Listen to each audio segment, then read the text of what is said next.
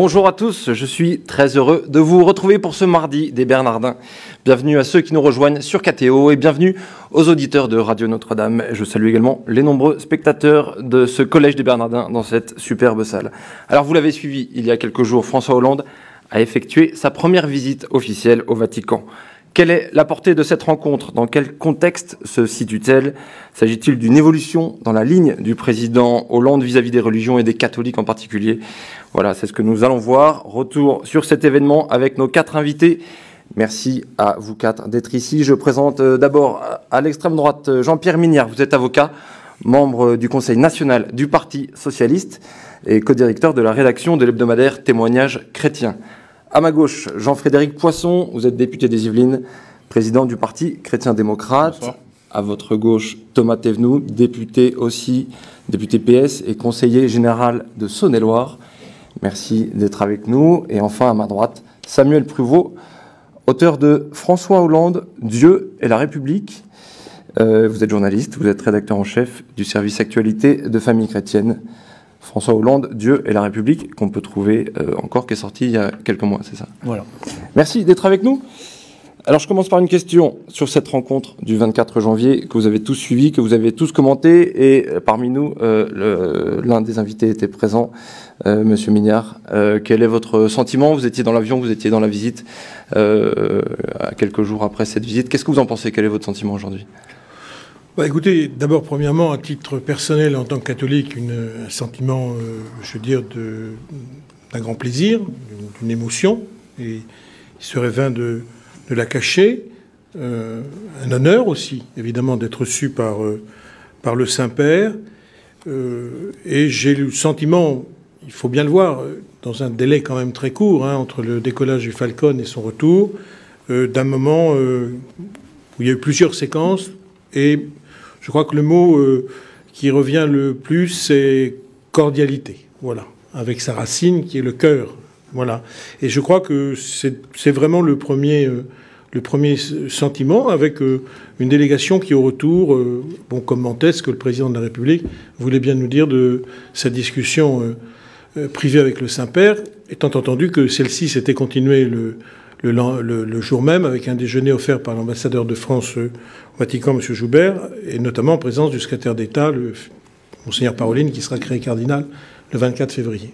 Où étaient présents d'ailleurs les cardinaux français, ceux qui étaient là, le cardinal Torrent, le cardinal Chegaray, le cardinal Poupard n'ayant pas pu être présents. Entre l'aller et le retour, un changement de ton, un peu moins de crispation. Oui, il y avait oui, bien sûr, il y avait à l'aller, il y avait une tension parce que il y avait de l'émotion, il y avait de la tension, il y avait aussi de la part, y compris le président de la République, une tension particulière qui était liée à la difficulté sans doute d'être reçu par un chef d'État qui est aussi un chef spirituel, avec la complexité d'une rencontre de cette nature, avec un chef d'État, quel qu'il soit. On parle politique économique, on parle politique diplomatique, on peut éventuellement parler contrat d'armement, toutes sortes de questions qui n'ont pas lieu d'être dans une discussion avec un chef spirituel qui, néanmoins, est doté d'une culture politique importante sur l'état du monde, sur la planète, qui a des idées, qui a des valeurs. Donc je crois qu'il y a toujours un sentiment plus impressionnant de rencontrer quelqu'un qui a une grande influence dans le monde et sur la planète et qui ne la détient pas par la force des armes ou par sa puissance économique. Ça doit être toujours déroutant pour un chef d'État de rencontrer un chef spirituel. Bon, mais d'autres chefs d'État l'ont fait cette visite. On a senti que là, il y avait plus d'enjeux, on avait plus de difficultés, plus de crispation. Je me tourne vers vous, monsieur le député Poisson. Est-ce que vous pensez que cette visite est une occasion ratée, comme certains commentateurs ont pu le dire? Je ne peux pas répondre précisément à cette question parce que j'ai évidemment pas assisté à l'échange privé entre ces deux chefs d'État, donc je ne sais pas ce qu'ils se sont dit précisément. Mon sentiment, c'est que il est normal que deux chefs d'État de ce niveau se rencontrent. Je pense que... Aussi tardivement ? Alors, au moment où j'en suis, pour répondre à votre question, j'hésite entre une forme de sévérité et le fait de laisser... Oui, il va falloir que je me force un peu, alors. Mais, et le fait de laisser aussi, après tout, aux libertés personnelles, le temps de faire le chemin qu'elles doivent faire. Parce que c'est l'attitude que j'essaie d'avoir en règle générale. Cela étant dit, je me souviens, dans la conférence de presse d'il y a quelques jours, de cette formule extrêmement maladroite du président Hollande qui disait « le pape peut être utile ». On a trouvé plus adroit comme formulation, soit c'était méprisant et c'est grave, soit c'était maladroit et c'est pire. Et donc, il est parti comme ça, dans un contexte où nous sommes nombreux à avoir été choqués par un certain nombre de choses très récentes. Le silence des autorités publiques sur la profanation de la Madeleine, par exemple, il a fallu attendre 2 semaines pleines avant qu'une autorité publique réagisse pour condamner cet acte. Au moment où nous parlons, je ne crois pas d'ailleurs que ces coupables aient été inquiétés plus que ça, ce qui a gravement heurté la conscience, pas simplement des catholiques, ni même des chrétiens. Enfin, en soi, c'est un acte qui violent, c'est un acte guerrier quasiment. On sait toutes les difficultés que beaucoup de Français, pas seulement les catholiques et pas seulement les chrétiens, ou les croyants, rencontrent avec un certain nombre de décisions successives prises l'an dernier par le chef de l'État, sa majorité, et son gouvernement, certaines qui s'annoncent. Il y a cette déclaration de François Hollande qui s'apprête à rencontrer quelques jours plus tard le chef de l'organisation diplomatique la plus structurée, la mieux informée du monde. Je parle bien sûr du Vatican, le chef des organisations sanitaires, humanitaires et sociales les plus denses et les plus présentes dans le monde entier. Donc sans doute, oui, que rencontrer un homme comme ça peut sans doute être utile. J'espère en tout cas que ça l'a été, mais je ne peux pas le garantir parce que je n'y étais pas. Au fond, je rejoins assez ce que vient de dire Jean-Pierre Minard et je comprends. C'est pour ça que en même temps que je suis assez sec sur le contexte général de cette visite, ce qui la précède et puis ce qui la suit, et je dirai un mot juste après de ce qui suit, à la fois je comprends qu'on puisse être un peu décontenancé. Le pape n'est pas n'importe quel chef d'État dans le monde, c'est trop évident. Néanmoins, c'est un homme qui a une expérience de responsable ecclésial et de cardinal dans un pays très grand et très compliqué, et qui est également une puissance mondiale. Je parle de l'Argentine, où un certain nombre de problèmes se posent, comme en France d'ailleurs. Mais je constate que, alors c'est pour rebondir et répondre à votre question, pardon d'avoir pris ce temps, occasion manquée, dans la mesure où 48 heures après la fin de la visite, les parlementaires que nous sommes, chers collègues, ont reçu l'ordre du jour de l'Assemblée nationale pour les semaines qui viennent et que, à l'ordre du jour du mois de juin, on voit apparaître la question de la fin de vie, je me dis que décidément, quoi que ce soit qu'il se soit dit pendant cet entretien, il y a sans doute quelque chose qui n'est pas passé. Thomas Thévenoud, c'est votre avis? Député PS, occasion manquée ou maladroite? Enfin, quel est votre sentiment? Moi, j'ai eu l'honneur et la joie de serrer pendant quelques secondes, oui, enfin presque une minute, la main du pape François. C'était début juin dernier. J'étais le seul socialiste d'une délégation parlementaire reçue au Vatican. Il avait souhaité que la première délégation parlementaire, ce soit une délégation parlementaire française. J'ai souhaité faire partie de ce voyage, de cette rencontre. Et je dois dire que ça a forcément marqué. Moi, je suis élu depuis 2012. Ça a marqué la première partie de mon mandat. Parce qu'il y a chez cet homme une force, une empathie, quelque chose qui irradie. Je suis élu d'une circonscription en Saône-et-Loire où se trouve Cluny, Thésée. Donc quand j'ai cité Thésée, évidemment, le regard a été encore plus perçant encore. Le Carmel de la Paix de Mazie, j'ai donc décliné tout ça. Je l'ai invité, je ne sais pas si j'avais à le faire, mais bon, vous savez, dans ces moments-là, je ne dis pas qu'on maîtrise parfaitement les mots qui sortent. Donc, j'ai trouvé un homme, oui, vraiment impressionnant. Et ce qui m'impressionne, je ne dirais pas qu'il peut être utile, mais en tout cas, sa parole a déjà été utile dans le monde. En Europe, depuis son élection. Il a dit des choses qui, pour moi, sur l'immigration, son expression, c'est la mondialisation de l'indifférence, que j'aurais aimé que certains femmes, hommes de gauche, socialistes, comme moi, puissent les dire, avec autant de force. On va revenir sur ces sujets, mais je pense que c'est Thomas Thévenoud a été très touché. Sous le charme. Sous le charme. Oui, mais on attendait un peu ça de François Hollande aussi. Pourquoi est-ce que Est-ce qu'il est revenu en étant marqué comme ont pu l'être d'autres? Je pense qu'il faut être à la fois ni dupe ni trop dur. Dupe, ça serait de croire qu'il suffit que François Hollande rencontre le pape François pour que tout change. Et trop dur, ça serait attendre que les choses changent à la minute. Jean-Frédéric Poisson faisait remarquer à juste titre qu'on aurait aimé que peut-être qu'il y ait une incidence sur le calendrier législatif. Moi, j'ai cru comprendre, je n'étais pas dans l'avion comme Jean-Pierre Mignard, mais j'ai cru comprendre, vous savez, les journalistes ont toujours des oreilles qui ne sont pas les leurs. Moi, j'avais une oreille, enfin deux, je ne peux pas dire qui, mais c'est quelqu'un qui entend très bien.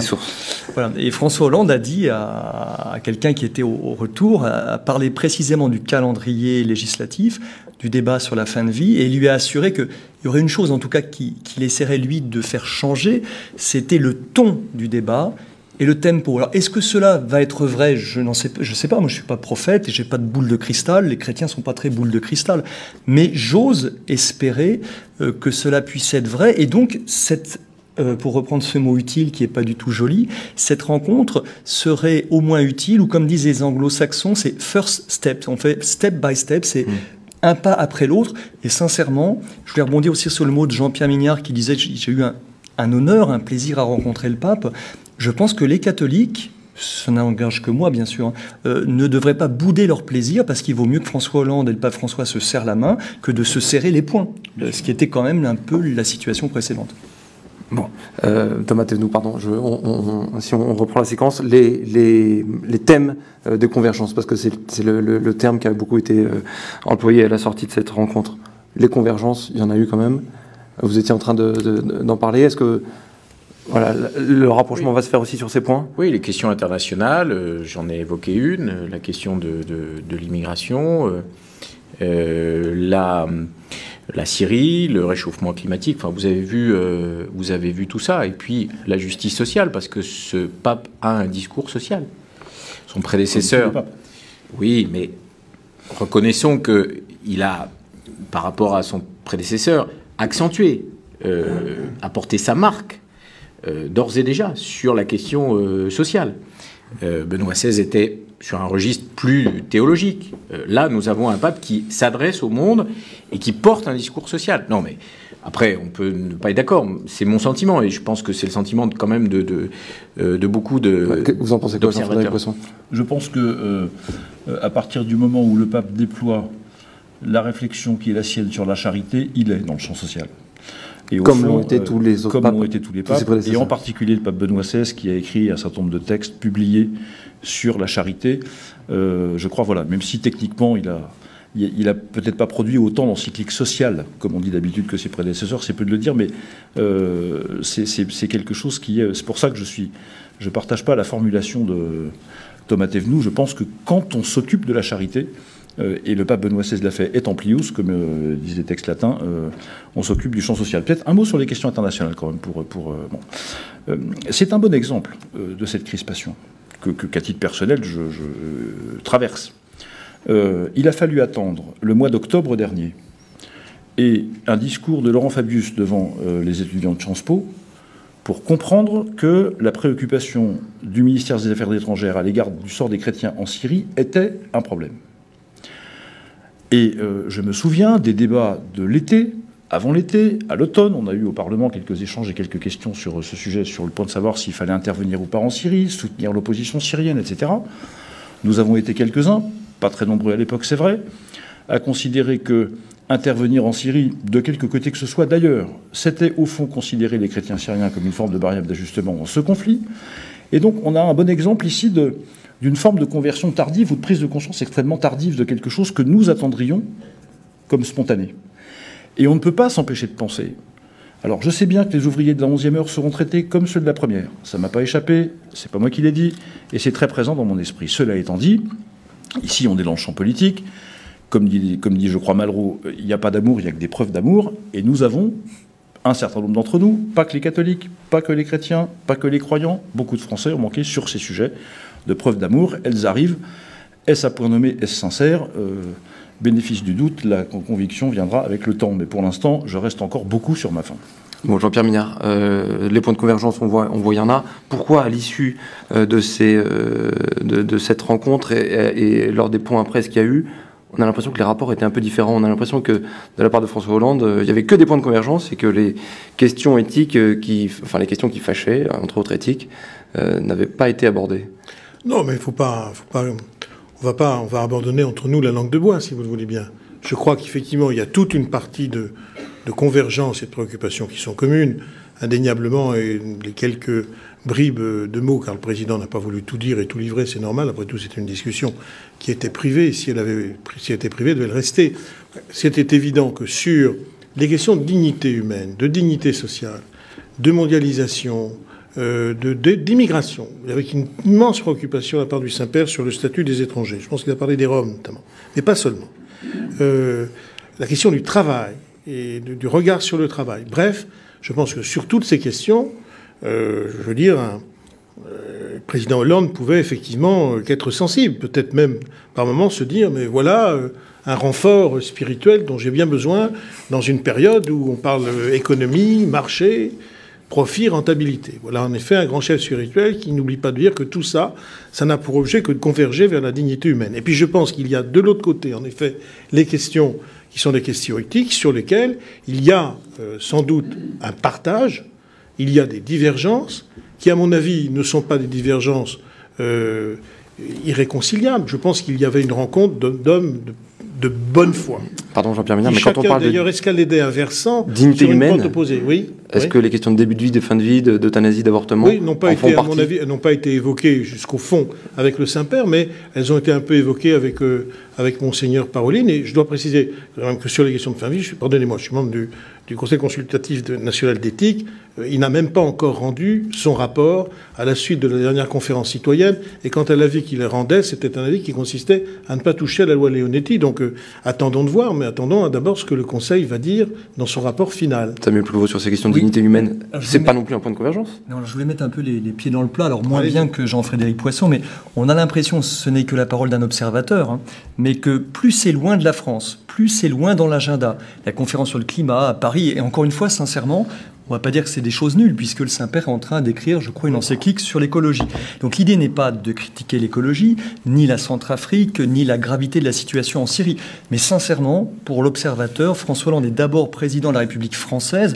Et c'est quand même fort de café que les questions sur lesquelles il a quand même une certaine main, il y a un calendrier législatif, on le rappelle, qui se trouve, comme c'est l'Assemblée nationale, c'est à l'intérieur du périphérique. Et je reprends cette image, plus c'est loin, plus c'est facile de nouer ce dialogue, et plus c'est proche aussi dans le temps, et plus c'est compliqué. Et là, c'est vraiment pour moi, en tant qu'observateur, c'est vraiment un angle mort. Non, moi je suis pas d'accord avec cette idée-là, parce que je ne pense pas que les questions d'immigration soient loin des problèmes de la France. Donc je récuse cette idée simpliste qui consiste à dire que quand c'est loin et quand ça touche la planète, la Syrie, on peut en parler. Pour le reste, sur les questions éthiques, peut-être qu'on y viendra, mais moi je récuse l'idée d'un face-à-face entre les catholiques de France et la majorité parlementaire. Bon, qu'est-ce que vous attendez de lui? Parce que c'est pas la réalité. C'est pas la réalité. Il évolue après cette. Non, je pense quand même. Vous savez que le président pas du tout la réalité. Le président de la République française, lorsqu'il rencontre le pape, il est le représentant de la République française et de tous les Français. Vous avez tous lu un sondage qui est sorti ce week-end de BVA Opinion Le Parisien, qui a dit que pour près de 2/3 des Français, 63%, François Hollande ne mène pas une politique provocatrice à l'égard des catholiques. Voilà. Et que tous les catholiques, pratiquants ou pas, 54% d'entre eux ne pensent pas que le président mènerait une politique provocatrice à leur égard. Alors, pourquoi il a des opinions aussi défavorables? Je pense qu'il faut quand même faire attention.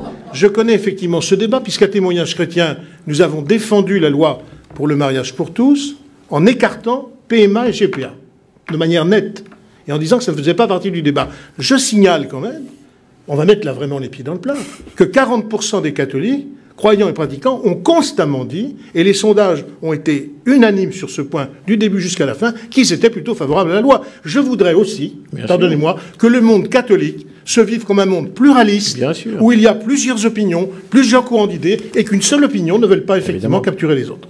Et pourquoi on arrive au chiffre de 16% d'opinion favorable pour François Hollande chez les catholiques pratiquants, Voilà. Eh bien, attendez, nous ne sommes pas ici que pour parler des catholiques pratiquants. Je suis catholique pratiquant, mais il y a des catholiques croyants. D'abord, les pratiques sont différentes, elles sont variables. Il y a des catholiques croyants, et il y a, heureusement pour l'Église catholique en France, heureusement, beaucoup de Français qui se déclarent catholiques, ou qui en tout cas se réfèrent au catholicisme sans forcément pratiquer. Et heureusement pour la force et l'influence de notre religion. Jean-Frédéric Poiton, c'est votre opinion? On peut se fâcher.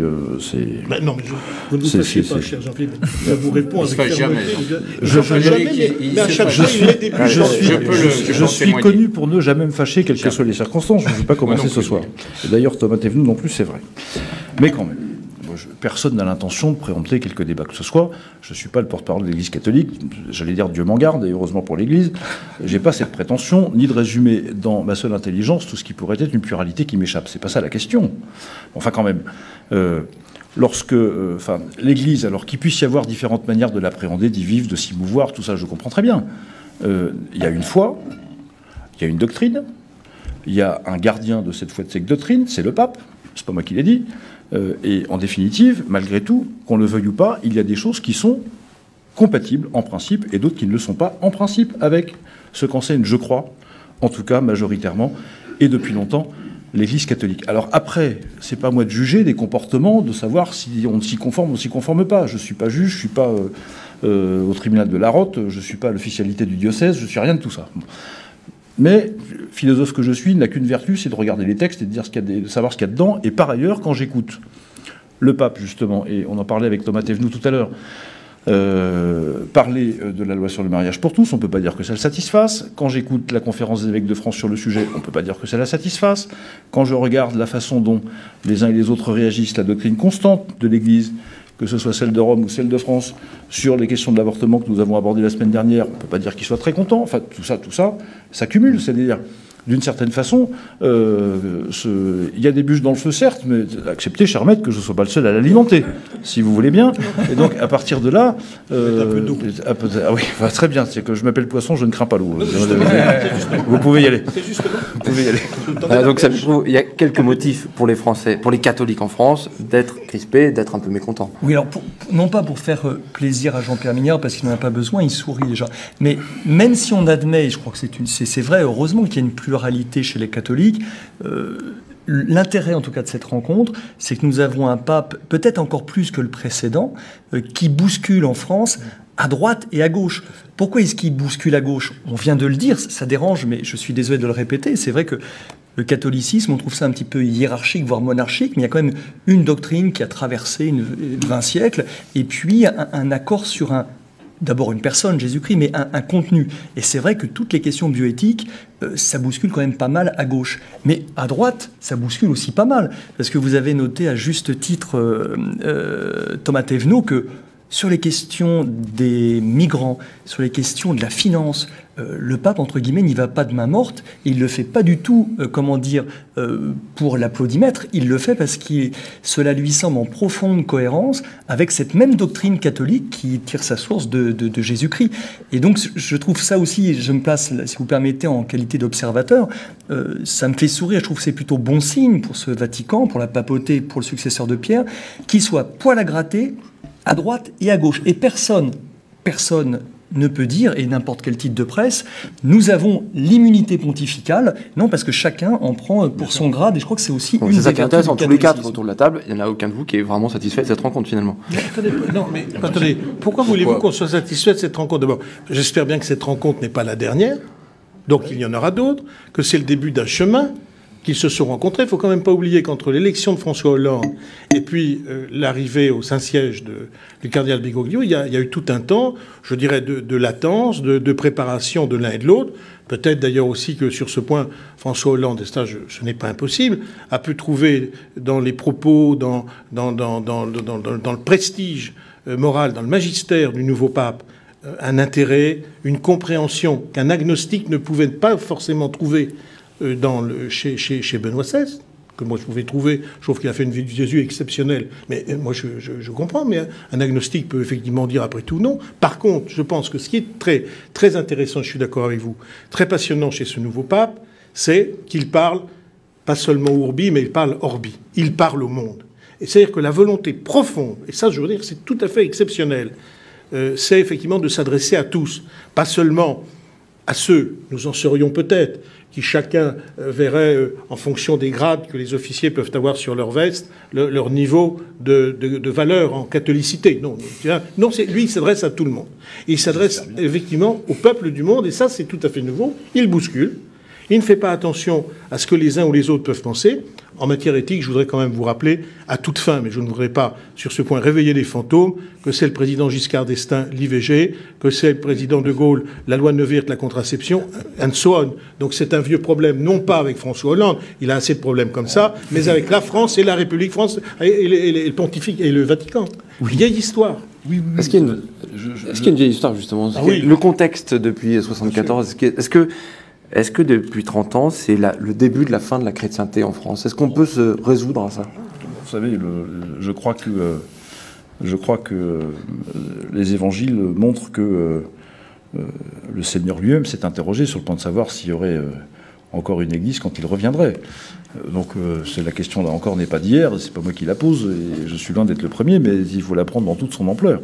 Je ne sais pas prophétiser ce genre de choses, j'en sais rien.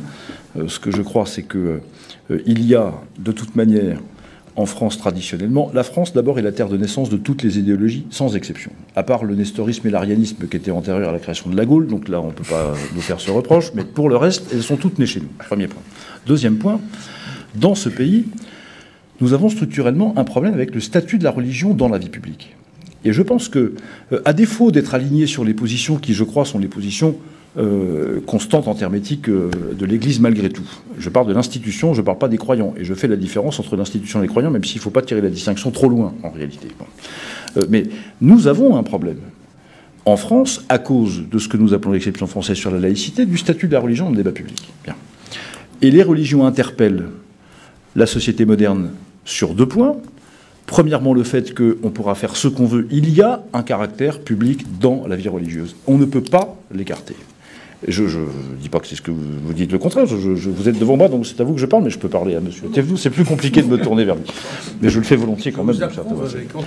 Et donc, cette dimension-là, nous refusons depuis un siècle et quelques de l'intégrer pleinement dans le débat public, et les religions interpellent sans cesse, certaines de manière plus énergique que d'autres, et c'est ce qui nous pose un problème avec un islam assez militant et assez revendicatif, sur la place qu'on donne, qu'on est capable de donner à la religion dans la vie publique. Deuxièmement, les religions interprètent la société moderne sur le délitement du lien social et sur l'individualisme qui devient une norme sociologique, une norme de comportement et la philosophie de référence pour beaucoup de décisions, y compris politiques.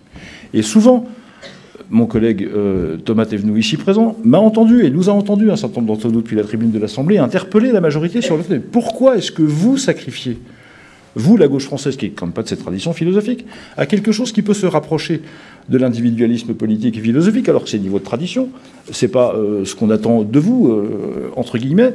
Et au fond, sur ces deux dimensions, la spiritualité, c'est-à-dire le lien vertical à Dieu, son expression publique d'une part, et puis ce que la religion fait de relations entre les hommes, il y a un problème de décalage entre ce que disent les trois grandes religions monothéistes, en tout cas, on peut même ajouter le bouddhisme, parce que dans cette dimension, il est aussi présent. Et là-dessus, moi, c'est un sujet sur lequel j'attendrai le chef de l'État. Thomas Thévenoud, c'est un sujet sur lequel aussi vous êtes sensible. Je cite le cardinal Poupart. La génération Hollande au pouvoir serait imperméable à toute interrogation métaphysique et parfaitement insensible au patrimoine chrétien. Oula. Cardinal Poupart. Est-ce que ça pose un problème pour une génération politique aujourd'hui d'être... Écoutez, je pense faire partie de la génération Hollande. C'est ce qu'on m'a dit. Et j'en suis d'ailleurs très, très, très fier. Et je ne suis pas étanche et imperméable aux interrogations métaphysiques. Je pense qu'il faut être plus mesuré. Jean-Frédéric Poisson a raison de dire qu'il y a un problème de statut des religions dans la vie publique et qu'on a du mal à en parler, à admettre ça. Moi, quand je suis donc allé au Vatican, j'ai eu droit à des attaques de collègues, d'ailleurs, parlementaires, de mon camp, pour me dire, mais qu'est-ce que vous êtes allé faire là-bas? Exactement. Mais j'ai revendiqué, ça n'a pas été un secret pour personne, parce que je pense qu'il faut du dialogue, de l'échange et de la rencontre. Est-ce que c'est compatible avec la laïcité? Bien sûr que c'est compatible avec la laïcité. Moi, je suis très attaché à la laïcité. Je suis très attaché à l'école de la République, à l'école publique. Et pour autant, je dialogue. Écoutez, quand on est député, on reçoit des imams. Eh oui, Aujourd'hui, on reçoit des imams, on est en dialogue avec la communauté juive, on est avec les protestants. Donc, pourquoi refuser de voir le pape François? J'insiste sur les mots qu'il a prononcés quand il nous a reçus. Il a fait une petite allocution en italien, mais nous avions quelques-uns d'entre nous comprenaient, et puis surtout, nous avons eu le texte après. Il a terminé par le mot fraternité, qui est une réponse à l'individualisme dont parlait à l'instant Jean-Frédéric Poisson. Et ce mot fraternité évoque quelque chose à la fois pour les catholiques, évidemment, les chrétiens, mais aussi pour, je crois, dans l'histoire de la République, pour beaucoup de Français. Il faut faire attention à ce que ce pays, excusez-moi de cette expression très triviale, trimballe avec lui d'histoire. Il y a eu un très beau livre qui s'appelle « Le mystère français » d'Hervé Lebras et d'Emmanuel Todd, qui invente un concept. Je ne voudrais pas que vous le preniez mal, mais le concept du catholicisme zombie, et qui démontre, chiffres à l'appui, études sociologiques à l'appui, qu'un certain nombre de permanences électorales dans ce pays s'expliquent par, en effet, un héritage catholique, même si la pratique religieuse a fortement diminué, et même si elle continue à diminuer. Donc oui, il y a dans ce pays, moi je le sais, et je le vois tous les jours, c'est ça qui est intéressant. C'est évidemment, il faut rencontrer le pape, il faut dialoguer avec les institutions religieuses, mais il faut surtout rencontrer et discuter, enfin c'est ce que je fais avec les catholiques et les autres. Non, mais cet héritage, c'est 20 siècles de foi. Pourquoi, Jean-Pierre Mignard, pourquoi les catholiques ont l'impression que justement ces 20 siècles sont un peu bafoués, méprisés? Est-ce que vos mots sont durs, mais je suis pas loin. Mais ce sont les mots qu'on entend. Je suis pas insensible à ce que vous dites, parce que moi aussi je le ressens. D'ailleurs, disons-le. Les 110 000 jeunes catholiques qui ont signé la supplique au pape, c'était ça aussi? Oui, mais enfin, les termes étaient un peu. Alors là, pour le coup, c'était des fois très violent, très rude. Il faut pas non plus. Il faut aussi apprendre à.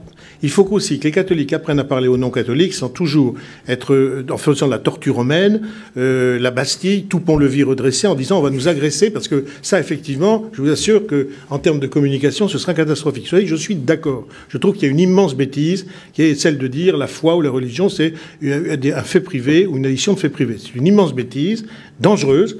La foi, la religion, c'est un fait social qui doit être traité en tant que tel. Les religions ont une influence évidente sur la vie de millions de personnes, et donc il est très important de dialoguer avec les religions. Très important, y compris d'ailleurs, on peut influencer les scientifiques, les philosophes peuvent influencer les religieux peuvent influencer les philosophes, ils peuvent dire aux scientifiques jusqu'où peuvent aller quelquefois les limites des données de la science, et je pense que dans tout le débat éthique, même si ici ou là, sans aller jusqu'au bout d'un certain nombre de contraventions que pose l'Église catholique, il y a en effet des warnings qui sont absolument indispensables. Donc je le dis, une laïcité qui ne tiendrait pas compte... Je pense que vous rassurez les catholiques, parce que c'est pas exactement ce que les catholiques ont eu l'impression de vivre depuis quelques mois. Mais alors, dans ce cas-là, et c'est pas tout à fait compatible avec les discours de M.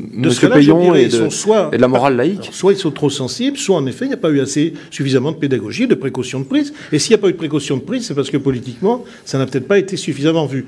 Ça met pour vous qu'un proche de François Hollande dise ça aujourd'hui sur un plateau. Est-ce que ça vous rassure? Non, en tout cas, je trouve que c'est plutôt encourageant, mais il y a quelque chose dont n'est pas responsable ni François Hollande ni Jean-Pierre Mignard, c'est que la laïcité à la française que vous soulignez, elle est très particulière. Et le paradoxe, c'est que, je ne sais pas d'ailleurs ce qu'il y avait dans la tête de François Hollande, mais souvent les présidents français ou les plus hauts représentants de la nation en France croient que notre façon de vivre la laïcité est tout simplement l'étalon universel de la laïcité. À Rome, c'est très intéressant, on me l'a dit au Vatican, c'est presque risible, il ne rit pas de nous par charité.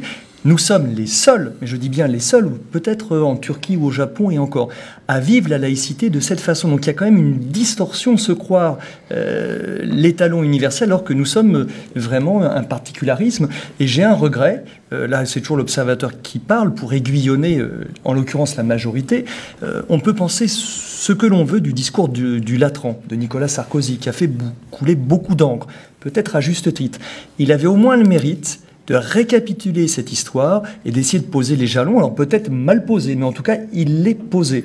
Et quand j'avais vu certains des conseillers de François Hollande, alors à l'époque, le voyage au Vatican n'était pas tellement dans les tuyaux, mais certains disaient, ça aurait au moins une utilité que François Hollande puisse faire son discours de la méthode à propos de la laïcité. Parce que pour l'instant, qu'est-ce que nous avons eu? Là, je vais être un petit peu dur. C'est que nous n'avons eu pour l'instant qu'une pratique.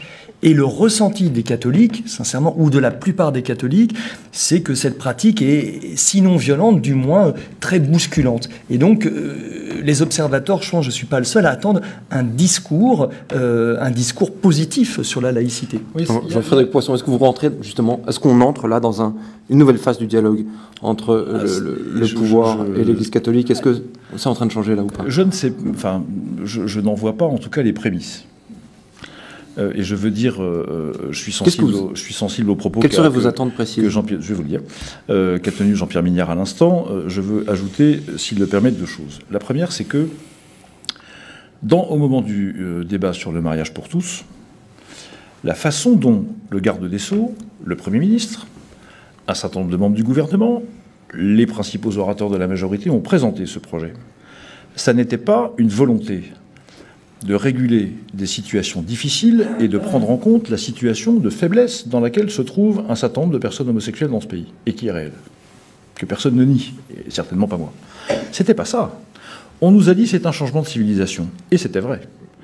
Et quand on entend changement de civilisation, quand on est attaché à la civilisation dont nous sommes les héritiers, au fond, qui par définition, puisque nous en sommes héritiers, est plus grande que nous, elle nous dépasse et nous avons vocation à la transmettre, et qu'on nous dit non, on en change, pourquoi ? Pour laquelle? Qu'est-ce qu'on change? Et est-ce que finalement, cette civilisation, cette culture que nous avons en partage ici autour de la table, qui est fondée aussi sur la reconnaissance de l'altérité comme un fondement anthropologique et social, si on change ça, est-ce qu'on est toujours dans une civilisation qui correspond à ce que nous en souhaitons? Il est facile de répondre non à cette question. Deuxièmement, lorsque Vincent Payon enregistre une émission de télévision au cours de laquelle il dit « Il n'y aura pas de paix sociale en France tant que l'Église catholique y sera présente », sans encourir aucune remontrance, aucune condamnation, aucune forme de rectification des pouvoirs publics, comment voulez-vous qu'on considère que, à ce moment-là, la manière de répondre ne soit pas, je reprends vos mots de tout à l'heure, violente et rude? Comment se faire entendre, et je me mets à la place, là ça tombe de jeunes particulièrement, mais s'ils ne sont pas énergiques à 20 ans, ils ne le seront jamais, donc il faut souhaiter qu'ils le demeurent encore quelques années. Ils apprendront le polissage le moment venu, mais voilà, il y a un temps pour l'énergie et il y a un temps pour arrondir les angles, et peut-être que cet âge n'est pas venu pour eux. Mais franchement, quand vous voyez ces 2 épisodes, l'un très anthropologique, l'autre finalement très de communication, les 2 sont extrêmement violents à l'égard de ceux qui sont attachés, comme nous le sommes ici, je crois tous, à la civilisation chrétienne et à ce qu'elle porte. Et donc, compte tenu de ces épisodes qui s'accumulent en réalité, parce qu'il y a aussi une accumulation, à la fois un changement de principe, plus un certain nombre de collections d'épisodes sur lesquels on n'a pas de... on a l'impression... je parle aussi à titre personnel cette fois-ci, mais je crois que cette impression est partagée, d'une forme de traitement de défaveur réservé aux chrétiens dans ce pays. C'est très dommage.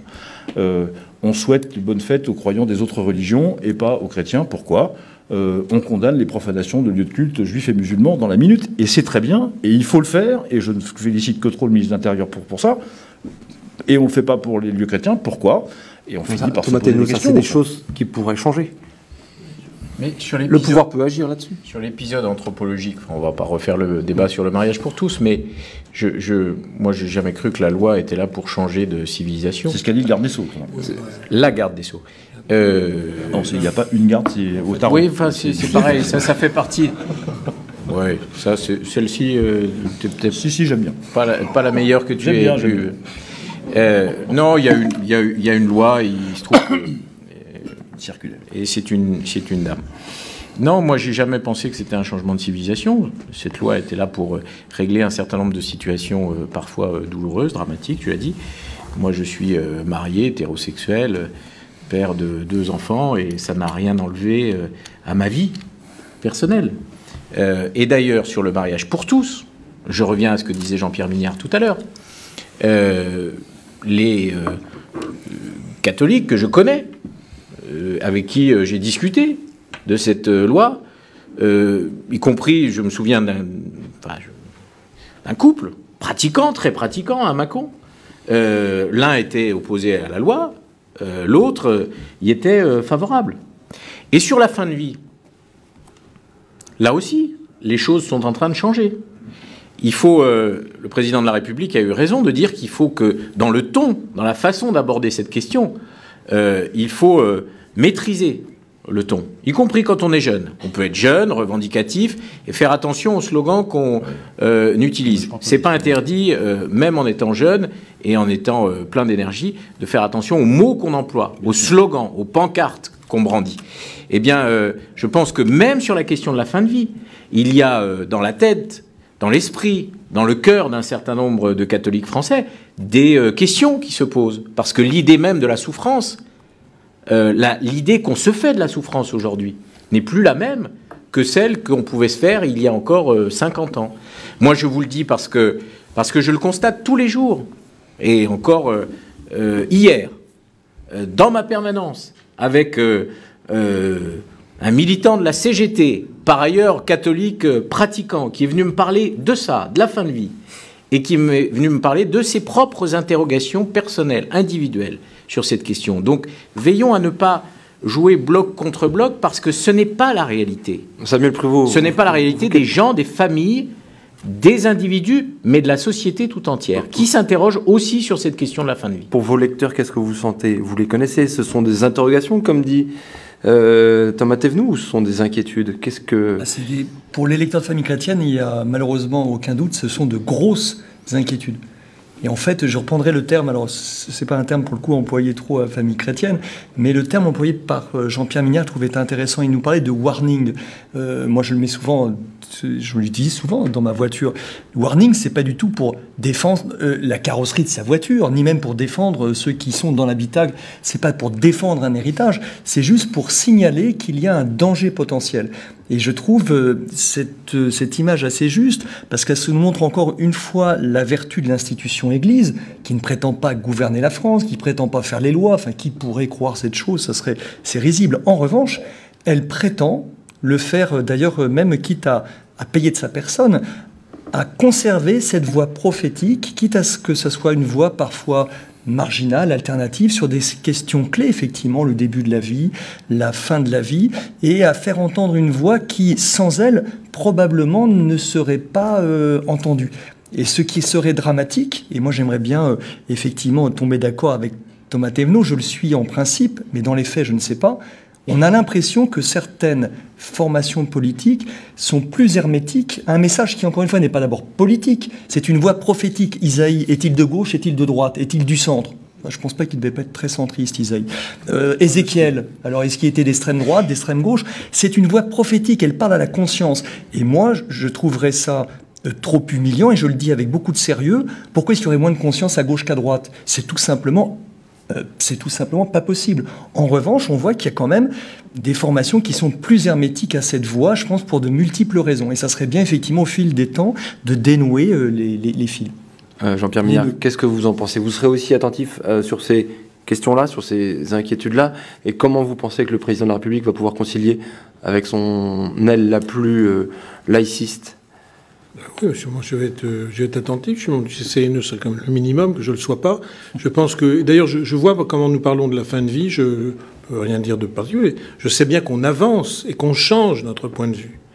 Lorsqu'on évoque la fin de vie, lorsqu'on réunit des gens de bonne foi, allons de bonne volonté, qui pensent que la souffrance n'est pas bonne lorsqu'elle atteint un corps inguérissable, que les chrétiens, comme les gens de bonne foi, ne pensent pas que la souffrance soit bonne lorsqu'on ne peut pas y remédier, qu'un corps qui se tord de douleur n'est pas ce que ni les hommes ni Dieu ne peuvent vouloir, que la vie artificielle, lorsque on est en état aussi relationnel, pose en effet une question de savoir jusqu'où va la vie et qu'est-ce qu'on peut encore appeler la vie lorsque l'on est effectivement maintenu, et en même temps, nous avons tous parfaitement conscience, et je pense que sur ce point, l'Église a raison d'insister, il ne faut...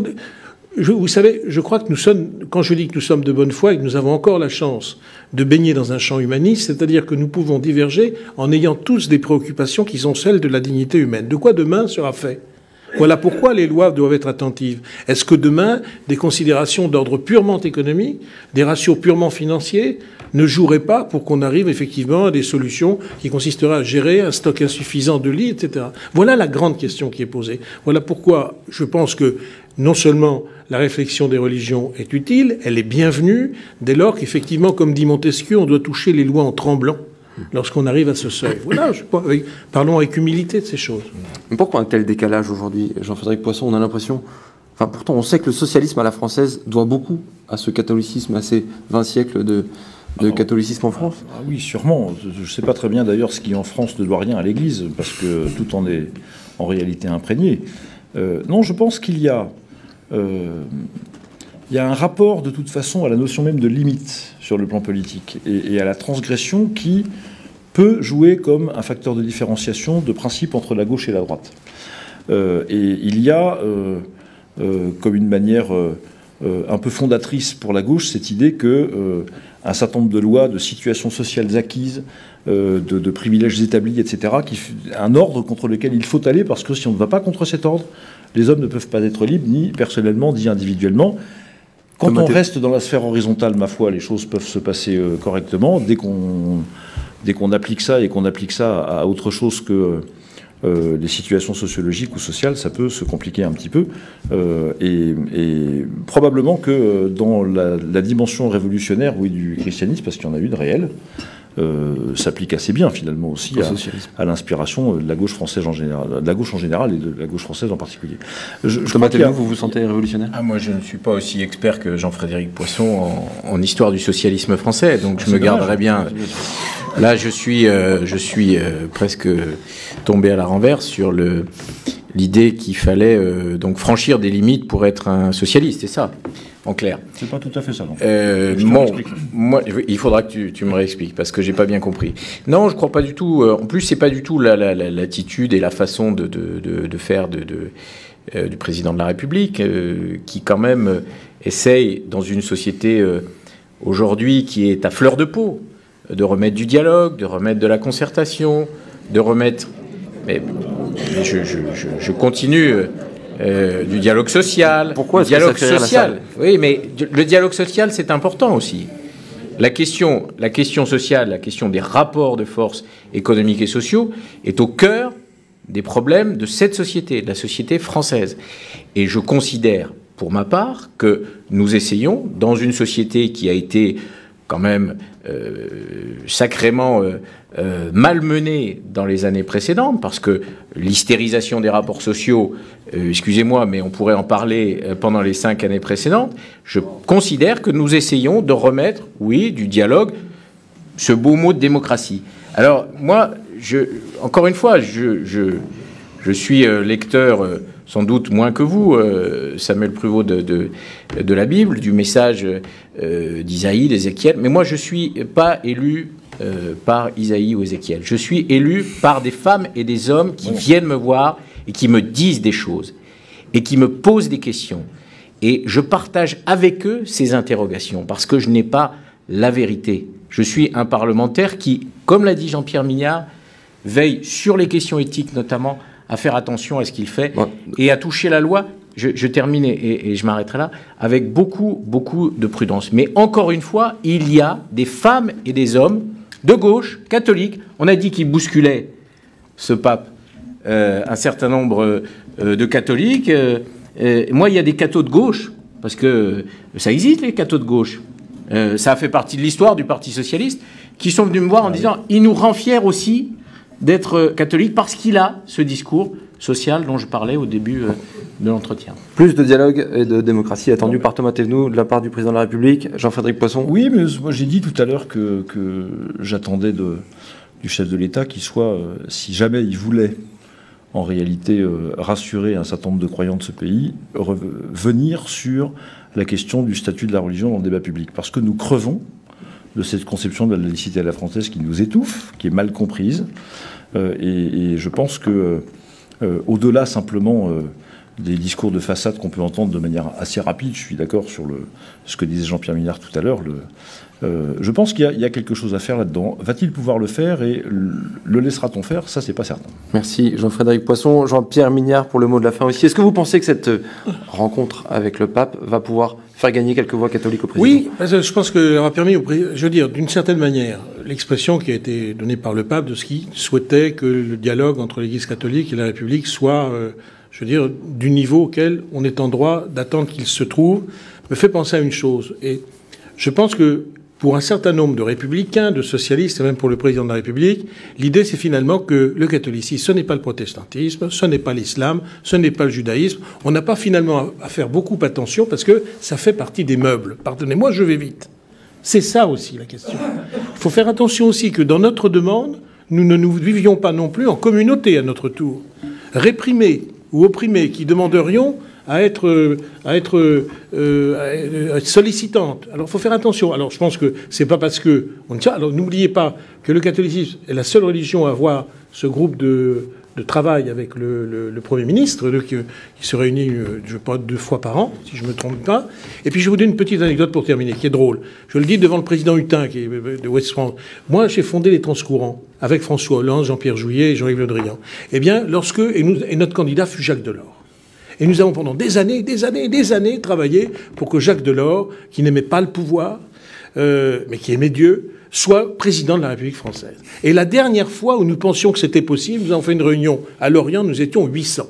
Eh bien, figurez-vous que le matin, avant que Jacques Delors vienne dans une salle où il y a 800 personnes, il pensait qu'il était le président, donc tout le monde était venu, même les loges, tout le monde était là. Eh bien, il nous a fait une petite messe à l'église Notre-Dame de Victoire de Lorient, célébré par le père de la Morandais. J'avais lu, on m'avait préparé de lire une épître de Saint-Jacques, devant Jacques Delors qui était là, etc. Il y avait le maire Jean-Yves Le Drian.